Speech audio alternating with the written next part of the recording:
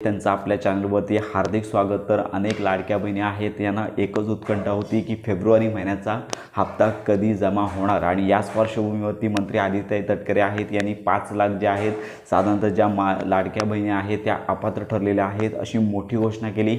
तर यांची अपात्र यादी कशी पाहायची, तसेच फेब्रुवारी महिन्याचा हप्ता आहे तर या संदर्भात आपण संपूर्ण माहिती घेणार आहोत। तर सर्वप्रथम जे अपात्र यादी आहे तर याच्यामध्ये संजय गांधी निराधार योजनेअंतर्गत ज्या महिला लाभ घेतात तर त्यांचा लाडक्या बहिणींचा हप्ता बंद करण्यात आलेला आहे आणि त्याचा डेटा देखील त्यांनी यापूर्वीच प्रसिद्ध करण्यात आला होता।